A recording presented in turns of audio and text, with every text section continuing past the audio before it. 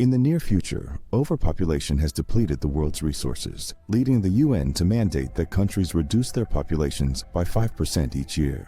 In the US, all students take an annual standardized test, and those with the lowest scores are executed. This test is called the 10 to 241 test, but people commonly refer to it as the call. In Texas, students are preparing for the test, which will start in 18 hours. High schooler Elena is tutoring Simon while her younger siblings play in the background. Simon is frustrated because he doesn't fully understand the material, so he pays Lena a large amount of cash for a special contact lens that gives him all the test answers. Lena reminds him to destroy the lens after the test. At that moment, Lena receives a call from the hospital saying that her mother is trying to leave without medical advice. Lena rushes to the hospital with her siblings, where her mother has signed all the discharge papers. The doctor pulls Lena aside, declines her money, and reveals that her mother's condition is worsening and that no treatment can help her now. Later that night, with only 12 hours left before the test, the governor's son Blake tells his guard that he's going to the kitchen for a meal,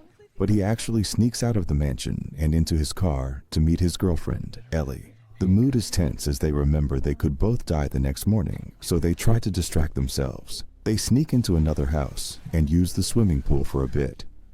Afterward, they return to the car to cuddle, but Ellie can't stay in the mood due to her fear of the test. They're suddenly interrupted by Blake's guard, who drags him back to the mansion. Governor Dean scolds Blake for wasting his time the night before the test, telling him he should study now so he can enjoy life later. He thinks Ellie is a distraction Blake can't afford until he passes next year, though Blake seems unconvinced. Dean then embraces him. 3 hours before the test, guards and security personnel surround the school with barbed wire and cameras. They also patrol the area to ensure no one tries to escape. Simon arrived early, but another student accidentally bumped into him, causing him to drop his contact lens. While he tried to find it, a guard told him to move along as more students began arriving. The students said a sad farewell to their parents, and then the guards inspected their bags and scanned them to ensure no one was attempting to cheat. Blake approached Lena, asking if she had any special lenses for sale, but Lena told him the last one was already gone. At the same time, a guard found a student with invisible notes written on his arm, and the student attempted to escape but was quickly caught. This was the first time anyone had managed to slip past the guards, even briefly. Lena's friend, Kellen, curious about the incident, hacked into his father's account to view the security footage. He watched as the guards surrounded the student and captured him with specialized equipment. Kellen copied the footage and sent it to a reporter. Once all students were inside, the school was put on lockdown. Students went to their classrooms and Miss Birch tried to reassure them, encouraging them to stay optimistic. Miss Glass reminded them of the rules. They had 2 hours to complete the test and needed to stay focused on their tablets. All scores would be final. The exam began and students concentrated intensely, though many were struggling. When the test ended, they returned their tablets and the guards immediately checked the results on their computers. The scores appeared within minutes and teachers were shocked as they reviewed the list of low scores. One by one, the names of students with the lowest scores were called and they were escorted out of the room. Guards led them away as other students watched in anxiety. Blake, Kellen, and Lena passed, but Ellie did not and was let out. During the break, Lena saw Simon also being taken away. Desperate, Blake called his father, hoping to get help for Ellie, but his father stated that rules applied equally to everyone. Frustrated, Blake encouraged a few other students to approach the guards to get answers, but a small dispute soon broke out before it was quickly settled. A year later, the next test was scheduled to take place in 24 hours. Sarah, exhausted from studying, went to see Miss Glass, who promised assistance if Sarah helped her with a few tasks. Meanwhile, Miss Birch visited Lena and her siblings, who were going through a difficult time after the recent loss of their mother. Birch arrived with food and offered support. Knowing that the young children would face their first exams of the year, on his way home, Birch saw Sarah getting out of a glass car at the governor's house. Meanwhile, Blake recorded a video on his tablet, stating that if someone was watching it, it meant he was already dead. 3 hours before the exam, Elena took her siblings to school, asking if they were prepared. Dean tried to support Blake before he left, but Blake refused and told him to save it for his speech. On his way to school, a bodyguard noticed Blake dropping an envelope into a mailbox, stole it, and handed it to Dean. Later, the school went into lockdown, and all the students were seated in the kindergarten classroom. The teacher played an animated propaganda video explaining the importance of the exam in saving Earth. While other countries killed the elderly or limited annual births, the U.S. focused on retaining intelligent people to remain great. The students were then given tablets, and the exam began.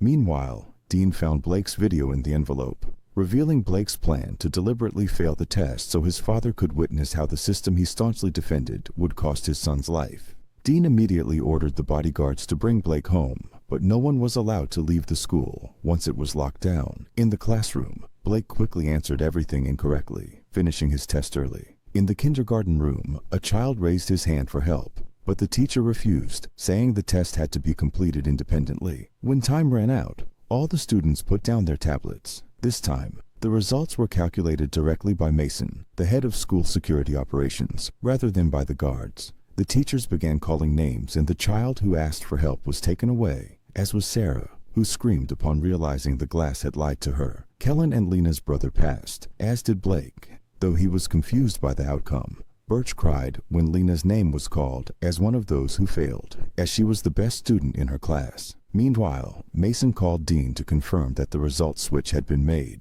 Blake watched as the failing children were taken away, and Birch approached the guards, pleading for Lena's results to be rechecked. The guards contacted Mason, but the results were confirmed, and Lena had to leave with the others. As Birch said goodbye, he secretly handed Lena his keycard, reminding her that there was always a chance. Afterward, the school held a party for the students who passed. Birch noticed the glass teasing another student. At the same time, Dean's speech was broadcasted at the event, with the crowd cheering as he discussed the state's improvements and emphasized the necessity of making difficult decisions. Blake grew disgusted with the Dean of Innovation's party, especially after learning about the brutal treatment of students. Pretending to feel ill, he slipped away and overpowered his guard using the man's weapon. Meanwhile, Lena, who had hidden a keycard in her mouth, witnessed failed students being forced to strip for decontamination. Resistance was met with harsh punishment. Blake infiltrated the control room after Mason, the head of security, stepped out.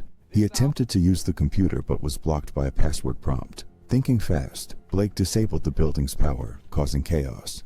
The electronic restraints malfunctioned, and students tried to escape while guards scrambled to restore order. Amid the confusion, Lena used the stolen keycard to unlock a door and fled. Mason, noticing the system failure, ordered the guards to round up the missing students and called Kellen's father, a technician, to fix the issue. Kellen, horrified by the abuse he saw through security cameras, started recording evidence and shared it with a reporter covering the protest outside the school, where worried parents were demanding answers. Inside, Blake and Lena navigated the air ducts, evading guards. Suddenly, the duct collapsed, and Blake fell into a pool below. Lena quickly jumped in after him, performing CPR and saving his life. Once Blake recovered, the two changed into dry clothes and continued their escape. Reaching the hallway near the server room, Lena accidentally dropped the keycard, creating a noise that drew the guards' attention. Blake quickly covered Lena's mouth and signaled her to stay silent. The two held their breath as the guards passed, tension thick in the air. Determined to expose the school's horrifying practices, they pressed on, knowing the stakes had never been higher. Blake and Lena face off against guards while trying to escape a school controlled by Dean. Lena uses a magnet to retrieve a key, but the guard catches her. Blake distracts the guard by stealing his uniform. Meanwhile, Lena gains access to the test system and discovers that Dean manipulated the test results. Dean spreads lies during a press conference, but Kellen exposes evidence of the tampered test results to the media. As Lena and Blake nearly escape, they are captured along with other students deemed failures. Dean orders mysterious injections for them, which turn out to be sedatives. Blake wakes up in an illegal tech factory with other failed students, including Ellie. Meanwhile, Dean tries to distance himself from the scandal, blaming Mason. In the end, although Lena reunites with her siblings, the other students remain trapped in Dean's corrupt system.